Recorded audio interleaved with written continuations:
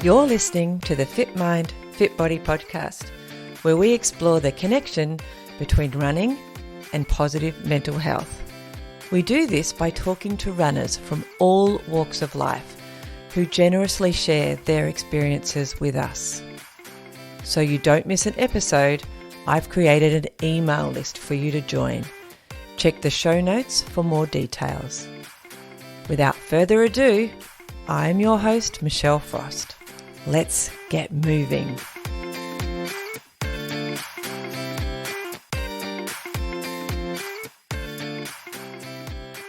Welcome to this episode of the Fit Mind, Fit Body podcast, where we chat with Kate Hiney. Kate is a mother of two young twin girls. They're about 2 years old, and she's studying and she's working. So she's really busy. How does she fit running in as well? Well, that's a question I asked her. And she said, well, if it wasn't for running, she wouldn't be able to do all of those other things. In fact, running provides her with the balance that she needs to be able to make it all work. Enjoy. Today on Fit Mind, Fit Body, I am excited to introduce you all to Kate Hiney. Hello, Kate. Hi, Michelle. Thanks so much for having me. I am excited because I get to learn more about you, and I really don't know much apart from you like to run, and I think you live in the south of the state where I live, so down in Hobart Way. So it's going to be a fun unfolding of who Kate is and what running means to her. So I'm very excited about it. Thank you. All right, let's start with Kate. Where did you grow up? I actually grew up in England. I lived there for pretty much the first 20 years of my life. I grew up in Northampton, which is in the Midlands, so 50 miles north of London. Yeah. Just me and my brother, my mum and dad grew up in the countryside in a little village, and yeah, that was it really. My dad grew up in Camberley in Surrey, so I have lots of family over there, and we've spent a little bit of time over there. Strong connection. Not as a kid. Yeah, very, very strong UK connection, like a lot of Aussies. Yeah. Certainly when I was growing up, a lot of Aussies. I think we're becoming a bit more multicultural now, which is awesome in Australia. Okay, so when you were at school, was sport a big thing for you? Yeah, definitely. I was a pretty sporty kid. Like, I loved athletics. I swam, I did trampolining, I did gymnastics, I played rugby, I did hockey. Oh, wow. I was a very outside and sport orientated child. Yeah. As I got older, rugby was like a big family sport, and I played women's rugby to quite high standard. And I also did track and field to what would be the equivalent, because it's like county level, so we don't have states, we have counties. Yeah, so I guess like state level then. Yeah, so it would sort of be like that, I guess. Yeah. Wow. And so you said your family were really into rugby, or they're kind of a sporty family. So do you think that was a big part of it, or you were innately kind of driven to have that sporty bent where you wanted to keep moving? Yeah, well, my mum did try me in dancing when I was young, but the ballet teacher said that I should maybe try something a bit more physical. So, oh wow, my dad is rugby mad, and I sort of went along to like mini rugby, and then just played like women's rugby. My dad was also a very keen runner, and he ran marathons and sort of traveled to like New York to run the New York Marathon. So I definitely always had that being active role modeled for me. Yeah, we talk about that, especially with parents in the podcast, or young people who've got parents who are sporty, and just how that affects the children as they're growing up. That being an example, like for me as a parent of kids, that it is something that occurs to me and has occurred to me over the years, that I'm a positive example in that area for my kids. So everyone who's wondering what's happening to Kate, she's got a bit of a cough, but only because she's talking to me. It's making the cough happen, I think. So now, while we have a chat between me and you, we'll let Kate get rid of her cough for a second. There you go. Like talking about being fit and healthy, and I am like dying in the corner here. It's like, as soon as you say you can't cough, that's exactly what you want to do. I know. I think it's a brain thing. But anyway, we're talking about parents and their being an example to their kids. And sort of you're like a second generation or a third generation. I don't know how far back it goes in your family. Yeah, and like being a mum myself, that's something that I really consider and I really think about a lot is the example I'm setting for my children. I think it's so powerful. Like when I was small, I would get on my bike and ride alongside my dad going for his run. It was really part of his routine. My mum also used to do like play badminton and also did like an aerobics class. And so yeah, my parents taking time to go and do something for themselves, and that being something fit and healthy was, like I said, really role model for me.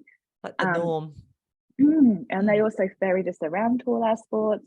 You know, my dad helped coach the rugby team and my brother's basketball, and yeah, they were very involved in that aspect for us. And our family holidays were always like walking holidays, or you know, being fit and healthy or fit and active was definitely a big part of our lives.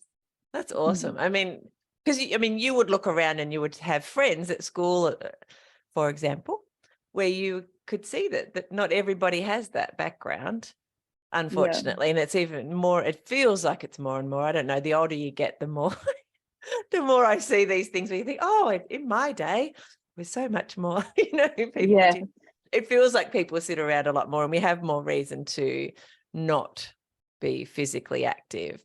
And families seem to be a bit less physically active than perhaps they used to be. So it's awesome when you hear like generational stuff where it's kind of that's the way to help move it forward. I mean, you're probably the same. We had a lot of freedom as children to go outside and play. Yeah. We certainly weren't really, we didn't have computers back in my day. Well, we did have one, but not quite the same. The old dial up, and watching television wasn't really considered like an activity. It was like go outside and play. Doesn't matter the weather. Round up your friends on your bikes, or compared to I'm sure kids today, where there's a lot more fear about letting your children go off into the fields or whatever. Yeah, there is. It's interesting.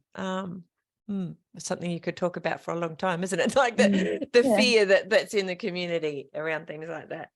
All right, let's get back to Kate and find out a bit more about you. So at school, I know you said you did all the sport.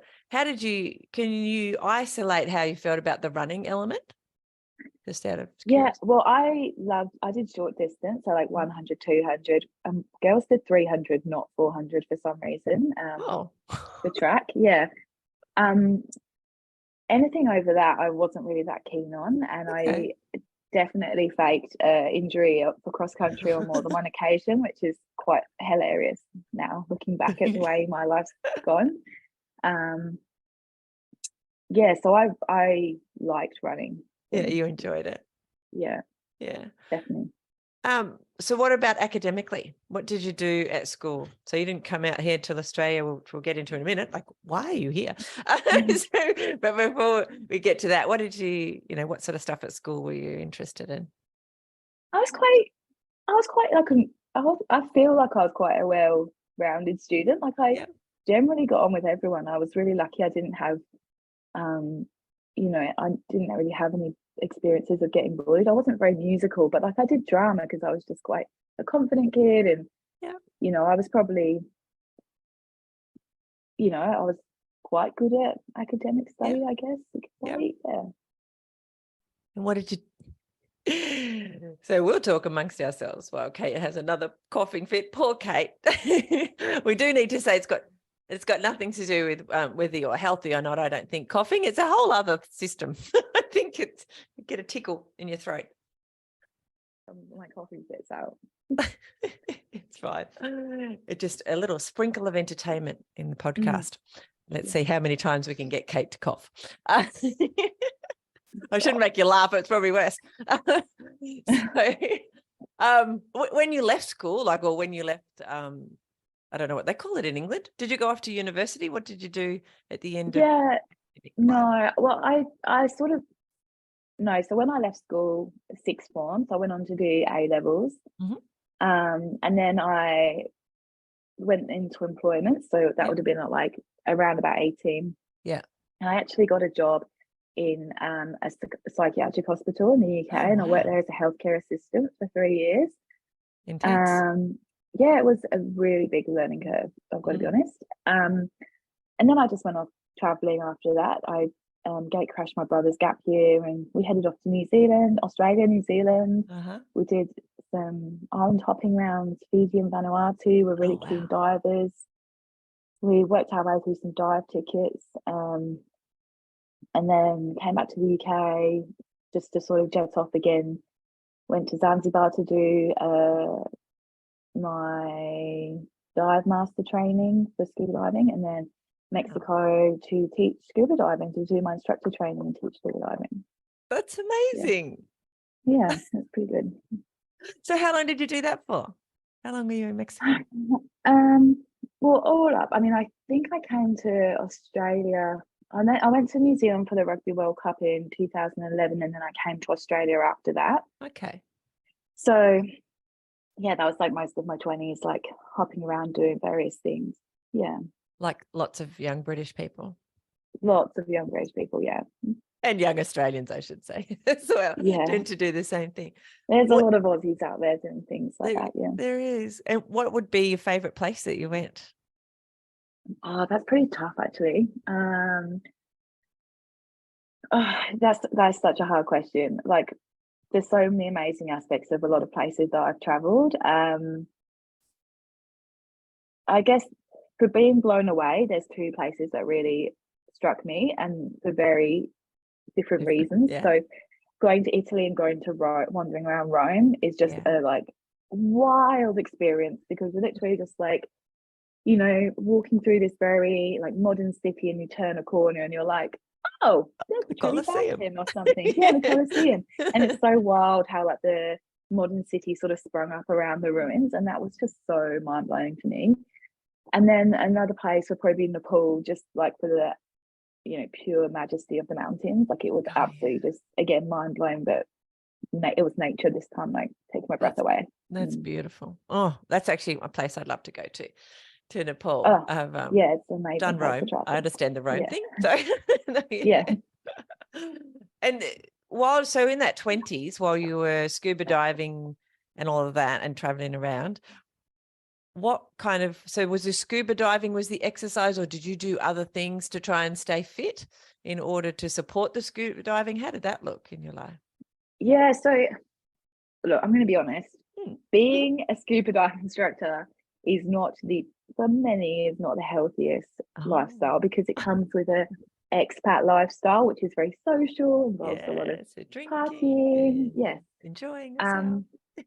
Very much so, definitely part of the experience. But I definitely still ran. Like, it's not the best paying job, so I wasn't joining any fancy gyms at that time, but we did do social sports like, you know, basketball and things like that. But yeah, running was definitely still a part of my life during those phases. Yeah. Well, that's interesting. So how did we get Kate in Tasmania?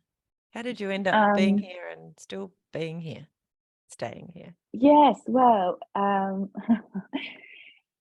came from New Zealand after the Rugby World Cup. England were pretty disgraceful, like on and off the field, and I sort of sold the rest of my tickets and just bought a flight to Australia quite dramatically. And that's it. I'm leaving. I can't stay in this country anymore. You're doing too badly, UK. Yes, basically, yeah. And yeah, I had my scuba diving ticket, and I just did this like really classic thing that you do when you're traveling, and I think you've got that mentality. I met this guy in India, and he's like, oh, if you're ever in Sydney, give me a call. Yeah. And you can come like crash on my couch. So I called him up, and he's like, oh, when are you getting here? I was like, oh, I'm here. I'm like in the Botanic Gardens. And he's like, oh, cool. I work in Sydney. Like, you know, I'll come around and get your bag, and you can just like come back after. And then he helped me find a job in Sydney. Sorry. You're right.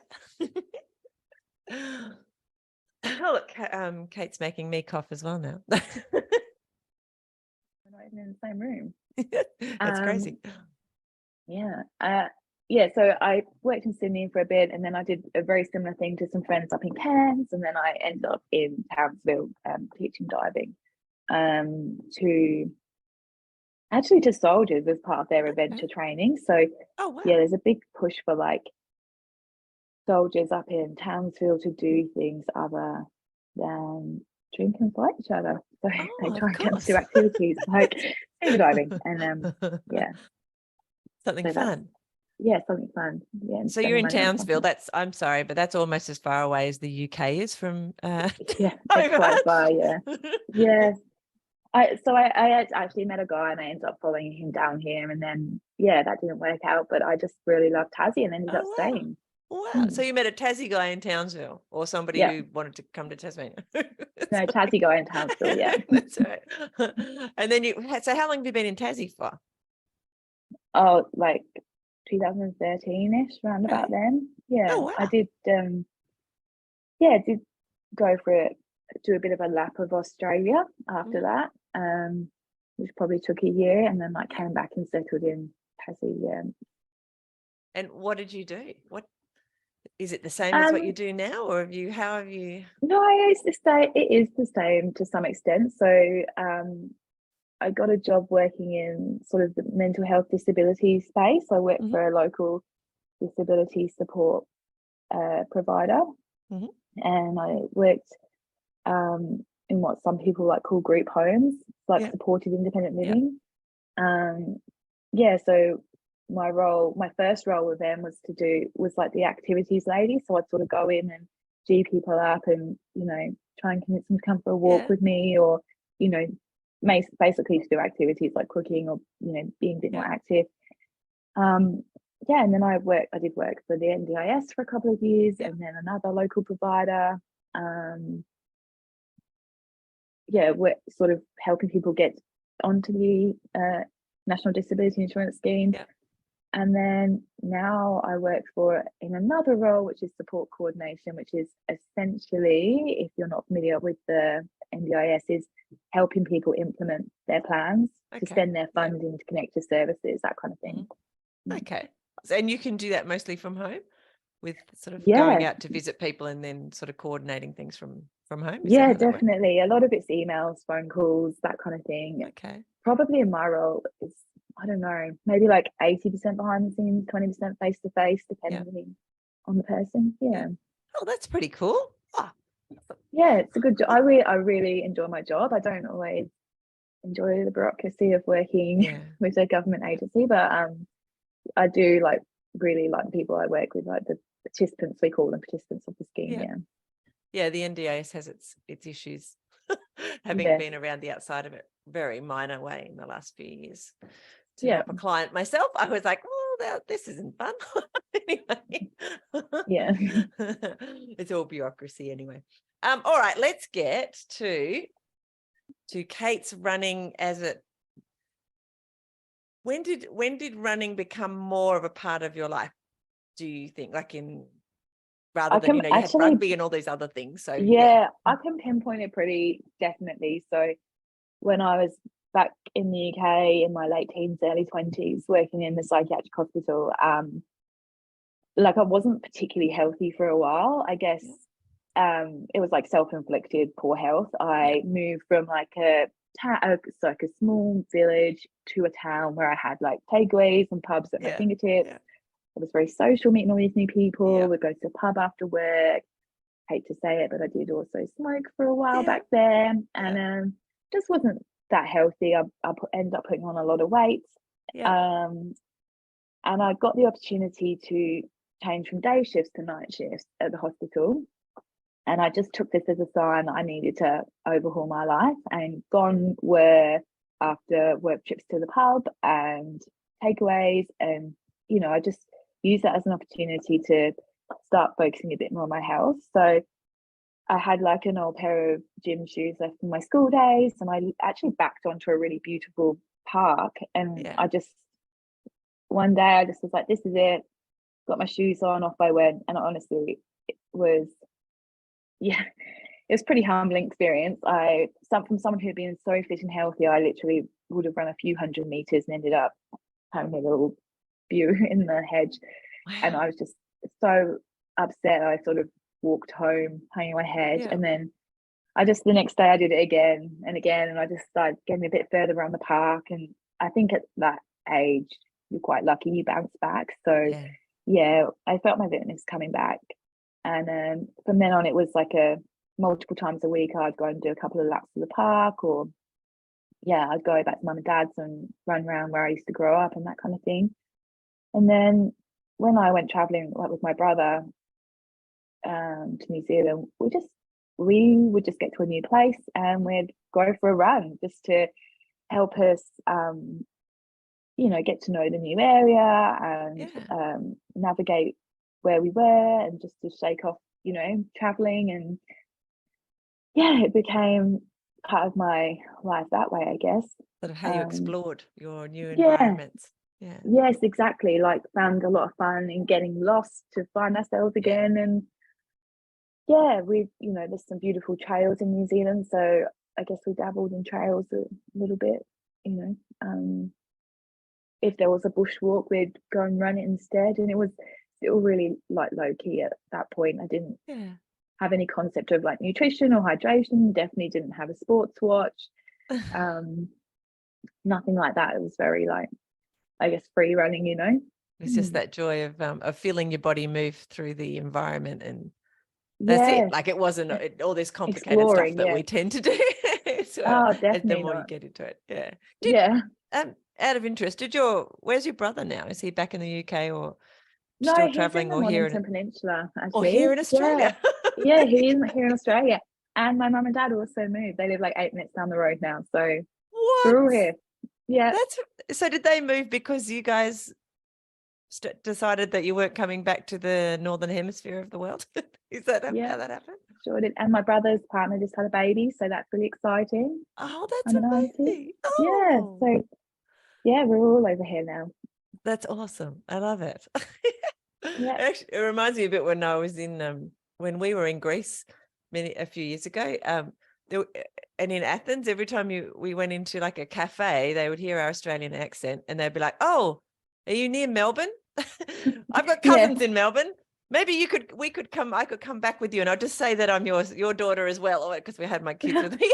We're kind of like all trying to come back to, we're like, actually it's quite far away, but it doesn't matter. Isn't it? I think Melbourne is something like the second biggest population of Greek people, just a random fact, than Athens, or like apart from places in Greece, of course.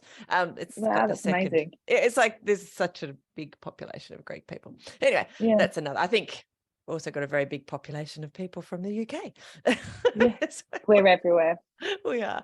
I've got a British passport, of course. As well. Oh, do you? Yeah. Which I got. I actually got it renewed about, or maybe 2 months after Brexit happened, and then I was like, well, I don't know, is it even worth it now? It's not quite as useful anymore, is it? No. That's right. I can't just go stay anywhere in Europe as easily. I know, we won't. Let's not get started on Brexit, because that's a whole another conversation. It is another whole conversation. Let's not do that. Not today, anyway. All right. So this is supposed to be about running, not about all our wonderful travels. Although I think I love, like, we've done lots of traveling too, and I really love to explore a place. Right? Like my husband and I would often go off and have a little run around wherever we were for 5K or something, and you really do get a kind of feel for the place, like definitely directions and just what's around the corner, and we know there's a cafe over there, or if we run to the top of that hill, the view's amazing. You know, you could just get a real feel for it. I used to love that. Touch. It's a great way to get to ground yourself in the new place you just arrived to, I think. It is, all right. So you came to Tassie, did you say, in about 2013 or so? Yeah. And when did your parents come? Great question. Like 2021, I think. So during COVID? So wait, let me get this right. No, maybe it was 2022 actually. I'm so confused. Last year. There was, maybe it was last year, beginning of last year. Okay. Yeah. So basically, what happened was, Australia didn't recognise parents as immediate family, parents and citizens as immediate family, so they weren't able to travel because Australia had very strict travel regulations. But as soon as they decided that parents were indeed immediate family, my mum and dad were like, that's it, let's just make a bid for it. And Wow. it's an onshore visa, so they got here, lodged their visa application, and they just get to stay here till it's processed. So just how do they find it? Like, I know they're out here now near you guys, and so that must be just a delight and amazing. But it's still, even though our cultures between England and Australia are pretty similar, there's still that, you leave behind all that familiar, all of your friends and the things that you've known for many, many years. How are they finding it? They actually love it. Like, I've got hopefully they agree with this, but no, like, I've got 2.5-year-old twin girls, and so they are fully immersed in like grandparent life, which I think they love. It's been really great as well to, like, not that there was anything wrong with our relationship, but like to rebuild our relationship as adults, because my brother and I have like lived and traveled a lot, and lived away from home, and traveled a lot. So getting to know each other again, it has been amazing, and like, really strengthen our relationship. And they have been somewhat transient in their own lives. Like, I don't know exactly how long ago, but when they retired, they moved to Spain for a couple of years, and they also lived in France for a couple of years. So they have spent time away from there. So it's not like they were just in the village or whatever for 40 or 50 years and then transported themselves. They moved home quite a bit. They moved from that village that I grew up in to the southwest of the UK, to Dorset, and we lived there in a town basically called Bridport, near Bridport in the UK. That's cool. So they also, they're quite transient. I think it was obviously a big shock moving so far away, I think, but I think they are really enjoying it. It sounds like with twins, you've probably given them heaps to stay busy. And like, think I'm keeping them out of mischief. I love it. All right, Kate, tell me, what does your running look like now? So we've got a bit about your background. We know you're a mum, you've got little kids, and you work from home mostly, what kind of stuff, and you're down in Hobart. What does your running look like? Well, before the girls, it was definitely longer. I was really into triathlons. I did endurance triathlons, which is like the Ironman distance. I dabbled in ultra marathons and ran marathons. That, half marathons was kind of like the shortest distance that I would do if I was going to do a race, unless it was a trail run. That's slightly different. But I definitely did a lot of training on the road and the track for triathlon, and then anything on trails was like fun running for me. That was like my happy place, and I didn't consider it like a training session. It was like, that one was for me, sort of thing.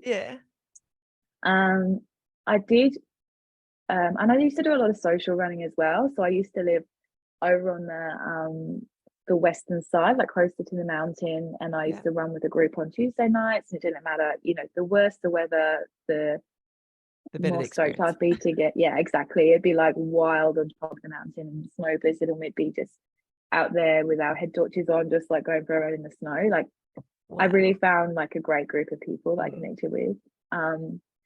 And then I met like my partner, moved to the Eastern Shore, and accessing the mountain just wasn't quite as easy as it used to be. Across the city to get there. It's about 45 minutes to sort of get there, and so it's like an hour and a half of travel to go for a run. So it is a bit more of a commitment, but there's definitely great trail networks around here. Like, through my pregnancy, I ran only up to about 16 weeks, and I swam regularly, did yoga and walked, and rode my stationary bike, like on a bike trainer. But after the girls, as soon as I was cleared, I started running. Just, probably like 5Ks is the distance I run most frequently now. And I'd run with like the double buggy, and now I usually get up really early to run, or I run, still half an hour when they are, at daycare, or with mum and dad, or with my partner's mum and dad to go for a run.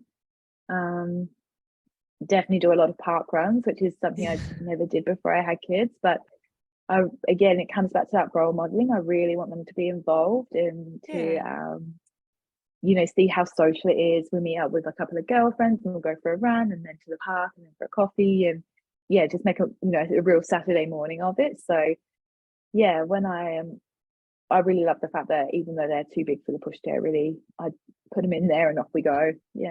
I love that. What are you, before the kids, what got you into the longer distance stuff? Like you've talked about Ironmans and ultras and things like that. Why did you do longer stuff? Not really sure. I always wanted to do a marathon. Mm-hmm. That was a big goal for me. And because my dad had done it, and I applied to do I applied to the ballot for the London Marathon, and I got a place and I ran that. And that was like a really emotional experience. So I didn't actually even have a sports watch. I knew like the distances because I'd measured it in my dad's car, and I used to time myself, and I'd come home and my dad would help me work out what my pace had been. And then when I got a place for the London Marathon, I bought like my first sports watch and started getting, a bit more serious, and finishing that was really emotional. I was just like, I couldn't believe how far I'd come from being so unfit and unhealthy to running a marathon. And I was literally hugging the people giving me a medal, like, you don't know who I am, but how much this means to me. And I was just so excited. Like I was literally crying running up past Buckingham Palace. It was wild. And then I roped my brother into doing an ultra marathon run by a country called Rat Race in the UK, and it's essentially across Hadrian's Wall. So if you think of a map of the UK as it like bottlenecks, like across the top there. So I think it was like 64 miles or 69 miles, something like that. Oh wow. And my brother had never run a marathon. That was his first marathon, running like 2 marathons essentially in one go. So he was fine, like it was totally fine. It wasn't, but so we did that, and I was just sort of hooked. I really liked the fact that in ultra marathons, like you could, like in trail runs, you could walk up hills. I thought that was a great idea rather than having to run up hills. And I just really liked the people on there, and I was sort of really sold from that moment on. And then so that was before you moved out here, obviously. Or that was on one of the visits home. Okay. That's the UK. And then one of my dad's friends had an Ironman tattoo, and I remember talking to him about it when I was younger, and I just thought it was like really cool and like totally wild that someone would do that all in one day.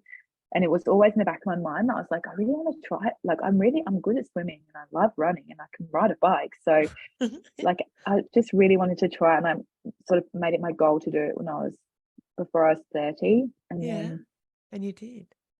I really overcommitted to that as well. I just bought a bike and Which one did you do?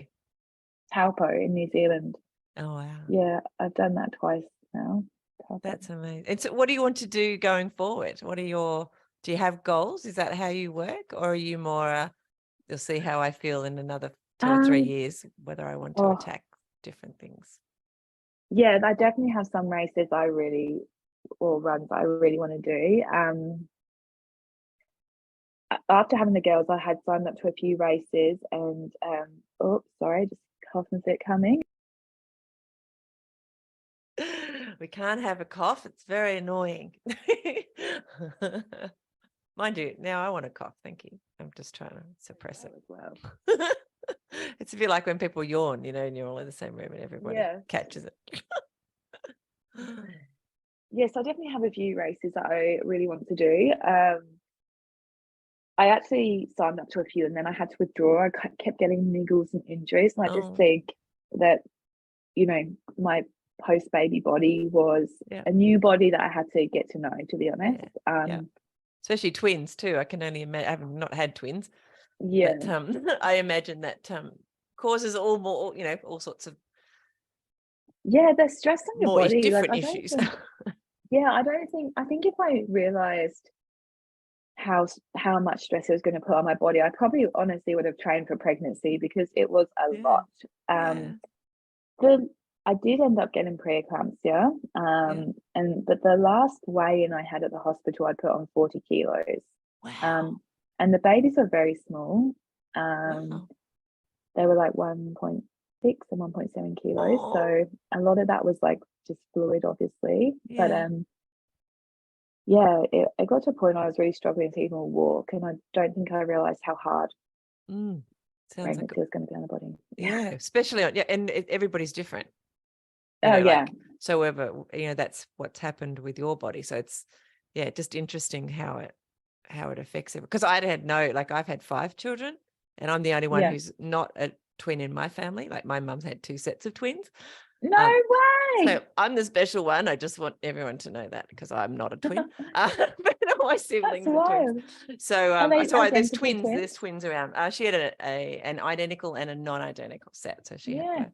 But anyway, the point being, I am aware of twins a bit in our family, and know the stress that it can put under you, not just your body physically having it, but even just having suddenly 2 sets of everything that has to happen at the same time. So it's different if you've got a 2-year-old and a 4-year-old, or a 1-year-old and a 3-year-old, because they're going through things different, like at a different time.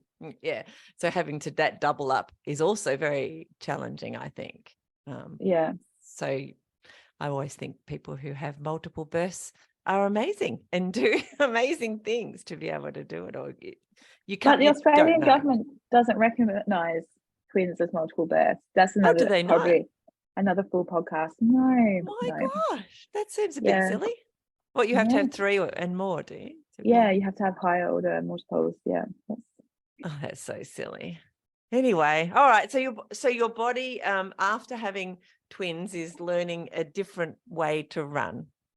Yeah. So I was getting niggles and injuries. I had a really amazing coach, but I just felt like every time I started increasing that distance, my body didn't respond the way that it had. So I have ended up taking quite a giant step back and really going to the gym for the first time in my life, somewhat consistently. I'm really just focusing on like strengthening and a bit of conditioning to try and mitigate. Which would probably be really good.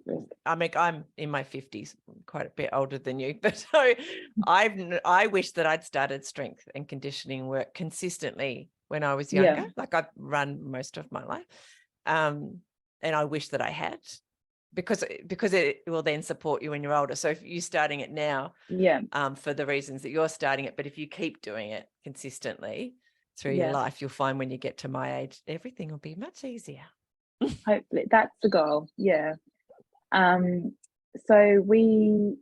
that's what I'm doing at the minute, and I'm running much shorter distances, but the goal is to get back into longer races. But then at the minute as well, it's also a balancing act, because anytime that I am training, especially for more hours, is time away from the kids. And although I recognize that having time with myself is important, it's really necessary for me to be a good mum and a good partner and co-worker, but it's that balance, isn't it? Like oh, sorry, my cat is just coming, and she's got this really annoying toy that I just have to get rid of. It's like a squeaking hedgehog, and it's so annoying. I don't think we can. We might be able to just hear it. I was going to say I don't think I could even hear it, but then I think I just heard it. Animals. Yes, actually my puppy's been very quiet, which is unusual. Very well behaved. It's very unusual. So how do you fit it in? How do you do that balance between a busy mum, working life, and fit in, that you need to be consistent with your running and some kind of strength / gym stuff as well? So I also study as well. I'm studying nursing at UTAS, so I like the schedule's full, like you're saying. So absolutely. mostly it's I get up early. My alarm usually goes off around 5, and I'll head to the gym or for a run or whatever, and then the girls go to like either my mum and dad's or my partner's mum and dad's, or daycare Monday, Tuesday, Wednesday. So I will sometimes I'll go like take the dog for a run or something on those days, or a ride. And so then Saturday mornings sometimes we do park run. I involve the girls in it. So it's just, you've just found ways to be able to make it happen inside the busy schedule that you already have. Yeah, exactly. And as a family, we ride bikes. So we have like those little shotgun seats and take the girls mountain biking, which they like. That's awesome. I love it. So you do have some long distance plans in the future once you've got your foundation back the way you want it. Absolutely. I still haven't gone nuts. I've entered it like a couple of times now, and then from injury had to withdraw. So that's definitely on my list for next year. I'm hoping to be ship shape ready for that. If you're the overland run, so I've actually volunteered and been the sweep for that run a few years, and I'd love to actually do the run myself. So I have to do a race to qualify for that. You do. So that's funny, because they're two races that I have on my future little bucket list. Maybe we're doing together. That would be cool. That would be awesome. Yeah, that's amazing. I'm just amazed. Yeah. Anyway, yes, me too. So that would be fantastic. So they're pretty big. They're pretty big deals in Tassie. Yeah. When it comes to distances and things like that. So that's exciting. It's really exciting. I love it. That's the goal. Hopefully for next year and the following year. What sort of things do you think about when you're running? No, like probably not that much. I do. I don't. What do you mean? Like what mentally is what goes through my mind? Like some people. I mean, and it changes, I think, depending on your run, where you're running, all that kind of stuff. If you're listening to something, if you've got something in your head like plugged in. No, I absolutely never run with music or podcast or anything. Yeah. When I ride my bike, I do, but when I run, it's just me. I like to be able to take in my surroundings, not for just for that grounding purpose. I think I like to be really present. It's a great way for me to clear my head. I definitely do a lot of monologuing and talking to having conversations with people or thinking about things that are happening in my life. So it's a great way for me to clear my head or to get clarity on something. And so I absolutely never run with music. I always just that's interesting. And you do run with people sometimes too. You were saying that before, depending on, certainly on Saturdays with park run. Yeah, park run is it just gets pretty busy there. So I usually run with a couple of girlfriends at park run, but most of my other runs are done by myself. And it's often been that way. And this is a specific training session that I was doing with a group or a social run. But most of my running I do by myself. Yeah. What do you think motivates you to keep running? Why is running bubbled to the top of all of these different sporting things that you've had and mentioned?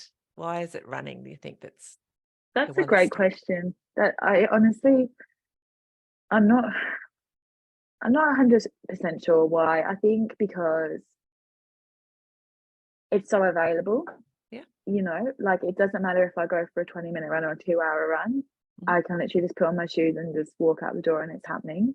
And I feel so great afterwards. It doesn't matter if I don't want to go, if I'm not feeling great, if it's slow, if it's fast, if I've killed it on the PBs or getting all the crowns on Strava, or not that really happens, but you know what I mean? The little gold cups. Like I always feel better for going for a run.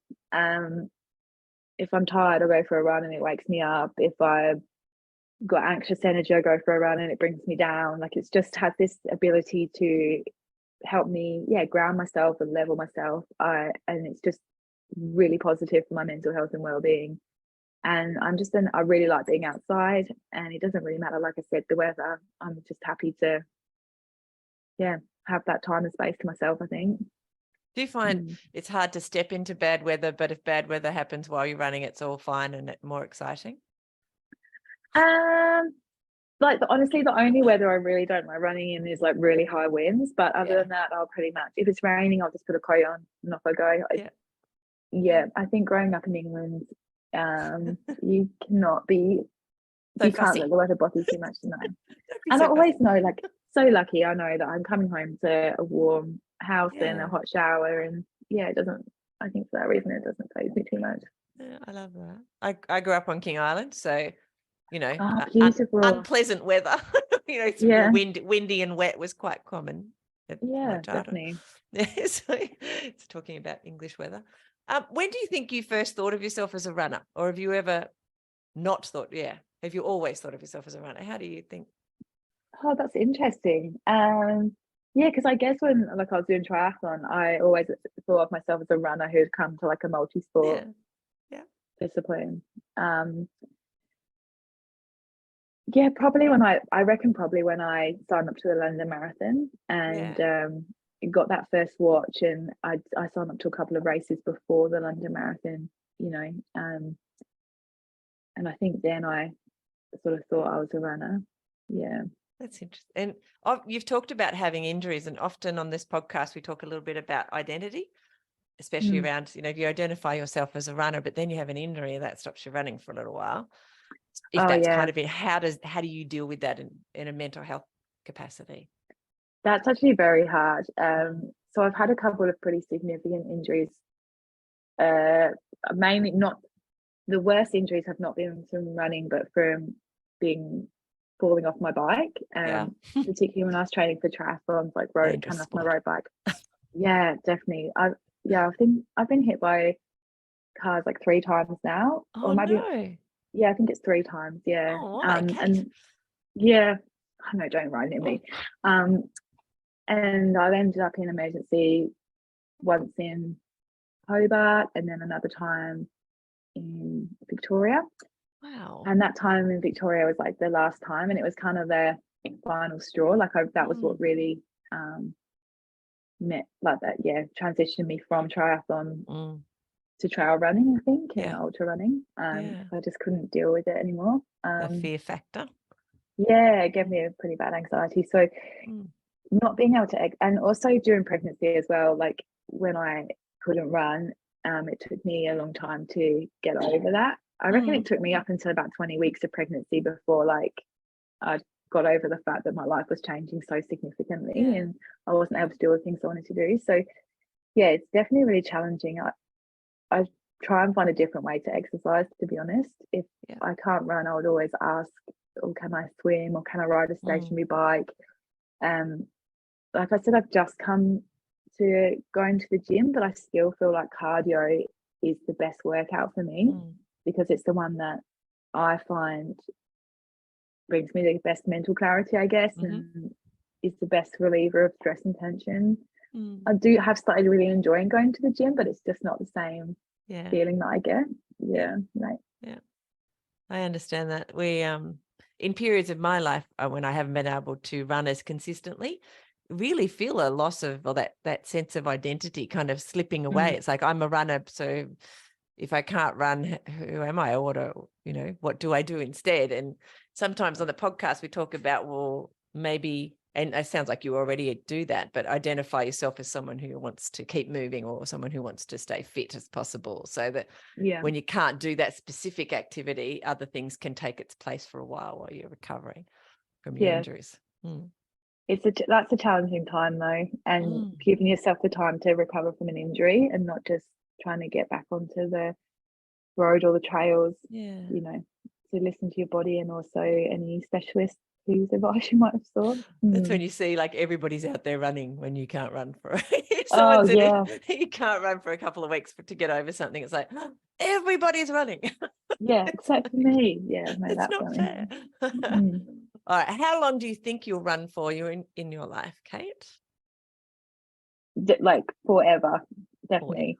I really want to be one of those ladies that they make videos of, there's this 101-year-old Kate who just broke the record for 100 meters on the track or something. I really want to do that. That's like me. I want that too. Yeah, there we go. That's exciting. So we could do all these long distance runnings together, the events that we've already pointed out we want to do here in Tassie. Yeah. And then we'll be, mind you, you're about 20 years younger than me, so you'll probably be. I always think when I get to a certain age group, I'll finally be the fastest in that age group. But then I look around and I realize there are actually people who are much faster than me, who are already aging with us, much older than me. Yeah. It's just not even going to happen. So I kind of get over that, and my goal just becomes I just want to complete lots of Yeah. events and see how far I can take my body, really. That's definitely how I've moved from like feeling quite competitive to being like just complete, not compete. That's not sort of my new motto, isn't it? Exactly. I just want to get to that finish line and still be able to walk across it. Yeah, exactly. Yeah. So, and still be doing it when I'm 100, 101, whatever. Yeah. I love Yeah, it. I really hope it's like indefinite for me. Like I really hope it's part of my life. I hope like my grandkids are taking the mickey out of me for being some like crazy granny going running. Running great granny by then. Yeah, that's it. That's exciting. Yeah. All right. How do you think if you hadn't adopted running as this thing that you do and to become a runner, how do you think your life might have been different? So what does you think it might have given your life that it might be missing? Oh man, that's a massive question. I have no idea because yeah, it's given me so much. Like I've traveled far and wide to do events. I've met amazing lifelong friends through doing running. Some of my like best friendships are I met doing running or triathlon or whatever. So to me, it's got like, yeah, it's just such a powerful path that I guess running's led me on.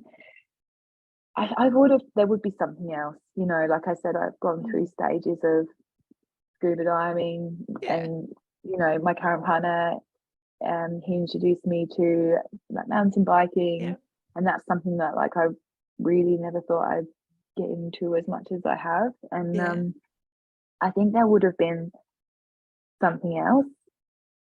Yeah, I would have probably found another sport, but I don't know if it's quite the same as running. What do you think? I don't know if it sounds like a similar question that I asked you before, but what do you think motivates you?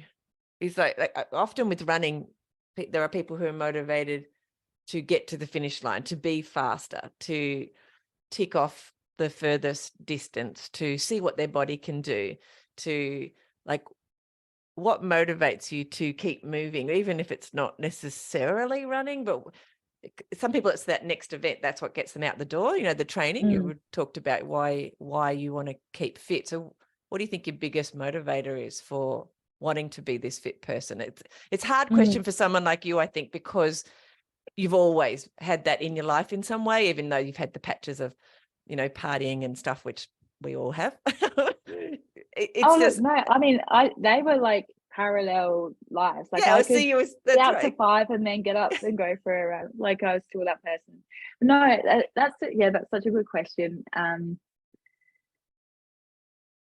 Is it a motivation that is passed down through the family train? I don't know. Like it's just that's what you do. It's like I get up in the morning, I have breakfast. It's not. I feel like it is very ingrained in who I am, and I find it harder to have a day when I do nothing than to get up early and do something.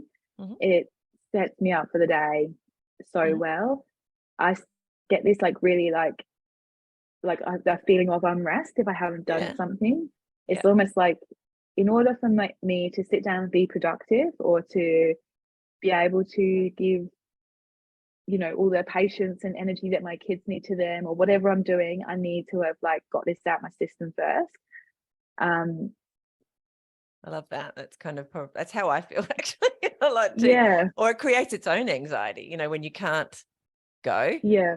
So previously it would have been to like training, hitting milestones for a bit, like on the progression towards an event. Recently it's not so much like that. It's more just like I really enjoy that feeling of being strong or being fit. I like the feeling of testing myself. I do track at my activity level. So at the gym, I like to be aiming towards a PB, or if I'm running, I do like to have an event to aim for, even if it's a like more low key, more fun event, you know, rather than something I pay like $1,000 to enter and, you know, spent a year specifically training for that event. I love doing the local trail runs, like, you know, the Kanani Trail Series or the Kanani Mountain Run Running Festival, like those that was trail amazing. events. I did that. Yeah. Which one did you do? Just the The whole 25. man. No, I Oh didn't know. Yeah, just yeah, the 25. such an amazing event. It was The spectacular. Indoor Fun Trail Series as well. They do such great runs. So Yeah, I've we're done one sport for of those. choice. We are Yeah, a bit lucky here, aren't we? we're so lucky. Yeah. So do you think trails will become your run of choice? As we've touched on it, it feels like it will be from what you said without saying. Yeah, definitely. Like, I mean, doing a big marathon, like I did the Melbourne Marathon a few years ago, and you finish in the MCG, and it's like it's exciting. It's I've like, done 6 big of those. event. Yeah, okay, you know what I'm talking I about, know what that like one's like. yeah. Oh. There's that coughing again. It must have been running into the G. Such an exciting moment for those people in Australia anyway who are into AFL and cricket. You made me laugh. That was it. That's what it was. Yeah, like those big marathons, the London Marathon, the Melbourne Marathon, where you have like big crowds and it's very exciting. Like that's great. Like I really enjoy that. But definitely trail running just has I have a different connection with it. Vibe, isn't it? It makes me feel different, just being outside, that connection to the country that you're running through. And yeah, I love that. Look, I've had a lot of people like on the podcast who do trail running now, like heaps across Australia, especially the long ultra distance stuff. And what they often talk about is the people. So in the trail community, most people seem to navigate from, road racing, like road marathons or whatever, and end up in a trail run. And they talk about the difference that it is when you're in a trail run, often because you're in a sort of more exposed area. Like it's a bit harder to get help if you need it and things like that. So everyone who's running, they're not just competing against each other, but you're almost like a team. It's kind of, I don't know if that's the right way to say, because you're all having this experience and you've got to rely on each other. Everyone else, your competitors around you, if something goes wrong. That's a great observation. I think that's so true. The adversary is just as much as the terrain and the environment as it is the people in your age group, Exactly. So I think that there's definitely a good like camaraderie, a lot more chat, people checking in on each other, like you're saying, that sort of feeling of unity or of teamwork or something like that. Which I love. Anyway, it's very cool. And also there's so many like this was one thing that blew me out about endurance running. I think there's so many.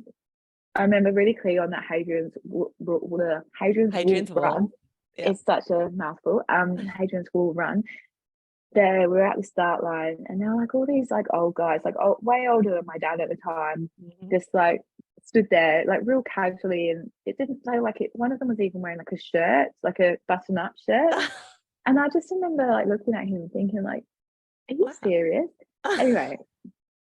He was like, we're just chatting away, for like probably a mile or two or whatever. And then he said, okay, see you later. And I thought like, oh, he's going to walk. And he just absolutely took off and I never saw him again. And I just feel like the longer races, the endurance races, there's so many, it seems to span, like through all different ages. You get like up and cut, like, young people sort of, I guess, 18 or late teens, early 20s. And then you get people, I know some really amazing local runners who are in their like 60s and they're absolutely just mountain goats, they're doing such great times and just really still enjoying it, and just they're so fit, and that's really inspiring to see. Yeah, it is. And it affects all of their life too, doesn't it? It's not just that event. You're in an event. It's actually the rest of your life when you're that healthy and fit. And I think and how it's so nice like to have like friendships with people from all different ages, walks of life. Like I wouldn't I don't really have that many other like 50 or 60-year-old friends, guy friends, but through running I know some really amazing people, and it's connecting me to some really amazing people that I probably wouldn't otherwise know. I love that. I love it. And we noticed that at our local running club as well. The people that you're standing next to could be, somebody from who's a checkout chick, and the person on your other side is your local doctor. Like they're all, but we all come together because we all love to run and we all have that thing in common. And I think it's great community sort of a aspect to great it. community builder. Yeah, definitely. I love it. All right, I know you have a meeting to get to next. Mhm. Before you go, though, a couple more questions. Is there anything about running in general that we haven't talked about or touched on that you'd like to share, people? Oh, that's a hard one. I'll ask you for some tips in a minute, but apart from tips, just in general running. Look, I think I've like mentioned this a couple of times, but for me, like I do currently work in the disability mental health space, and I'm studying nursing, and I'm definitely hoping to work as a mental health nurse. That's the area that I want to specialize in. And for me, I just see like such a massive correlation between, obviously everyone knows that being active is good for your physical health, but how important it is for your mental health. Yeah. And I personally speaking, being a mum of like multiples, you're much more likely to experience things like postnatal depression and isolation. And it's just been so important to me to continue getting outside, going for a run, whatever that looks like, not compared to like, how fit and healthy I used to be, but for getting outside and running for me has been that conduit, like to a great, social, keeping my social life going, and also just really maintaining good mental health and physical health. And I think it's a really underrated medicine, but getting outside in the sun or rain or whatever the weather's doing, getting fresh air. There would be times when the girls were babies and they'd be screaming, and I had no idea why, because I've done everything the midwife had given me the checklist to do. And I was like, right, that's it, we're going for a walk. I'm bundled them into the push gym, off we went. And I just feel like it just brought everyone down, like everyone's anxiety and stress was down. They'd go to sleep, I'd get out and get moving. I'd come back feeling so much better and like, yes, I can conquer this. And it's been like that through all my life, through study, through work stresses, through breakups, through injury, or sickness, whatever. I've just had that sort of to hold on to, and it's really helped me. So that's what I think is a big important takeaway. I think it's almost I think it's more important than the physical side in many ways. Like for all of us, how important our mental health is, and how valuable running in particular, because this is a running podcast. I'm sure we could talk about other physical activities, but specifically running can be for our mental health. I think it should almost be prescribed. Yes. I do. My mum's an art therapist, and she's not actually very sporty, but I do keep telling her I think there should be a running therapist. There probably is running therapists around the world, because I think it's just as valuable as her art therapy. Yeah, definitely. I think like doctors should, well, obviously I'm not a doctor and I'm never going to be one, but so I don't want to tell them how to do their job, but I do feel like people should be prescribed like sunlight and exercise and get out there. What is it? Forest bathing they do in Japan. I have heard that. Yeah, that sounds amazing. It does, doesn't it? Or even just the thought of it, the way it sounds very evocative, doesn't it? Forest bathing. Yeah, it's lovely. All right, I do like my regular beach therapy. I head off and get my sunshine, hot water therapy. Yeah. Yes. All right. Tips for beginner runners. Do you have any? Somebody comes up here and says, Kate, I want to start running. Where would you point them? Well, I mean, first of all, I get a decent pair of shoes, because like you don't want to be like, I'd say just grab your trainers and go running out the door. But if you've just got like Converse or Vans, you're not going to have a good experience. So just go to your local running shop. We're really lucky. We've got like a few different choices. The Running Edge will find your feet down here. Like a specialized sort of running shops. So depending if you're going to get into road running or trail running, I'd say get a decent pair of shoes. And sorry, it's the cat just walking across the keyboard. It's not the most helpful. And then just have a crack, really. I mean, I think we're pretty lucky in Tassie. I've never really contemplated things like safety or like that's maybe some of our other sort of physical safety stuff. Physical safety. Like I'm in a lot of like international running groups on things like Facebook, and it seems like that Americans are obsessed with their safety, which I do understand, but I feel we're quite lucky that I feel relatively safe, whether I was going for a run around the streets of North Hobart where I used to live or round on the trails here. But yeah, maybe tell someone where you're going, and Yeah. yeah, just and my other tip would be, don't give up in the first kilometer, because most people don't feel great when they start their run. It takes a while for the body, the blood to get flowing and the body to get To used to the adjust. idea to adjust. Yeah, just cut yourself some slack, and get that heart rate up and let it come back down and settle, and then see where you are. Just don't be like, oh, this is too hard in the first 100 meters. And if it is too hard, just run, walk, that's like, oh, I'll just jog to that lamp post, and then I'll give myself like 10 steps of recovery and build up. Yeah, I And find love a it. running group, connect to people. Yeah. There's amazing running groups. We're Yeah. so lucky with Sporty Choice here. I know. And the motivation, if you've already told someone else you're meeting them, Oh yeah, you tend to 100%. do it, That don't you? gets me out of the door a fair bit. Yeah. It's like, oh, I can't let them down. Yeah. That's what I'm like anyway. All right. It has been an absolute delight, Kate. Don't jump off straight away, because I just need to ask you a couple of questions off the recording. But thank you so much for sharing. What an inspiration. Little Thank you twin so much for mum that you having are. me. And Been sorry awesome. about all the coughing bits as well. It's absolutely fine. I did mean to keep score, but I don't know what everyone else is up to. Maybe 4? We've got 4. Oh, now we've got 5. There we go. Anyway, Kate, it has been a delight. Hopefully I'll see you out at the start of one of these long trails in the next 12 months. Exciting. Good. All right. Thank you. See. Thank you for listening to the Fit Mind, Fit Body podcast. I'd love to talk to you about your running journey.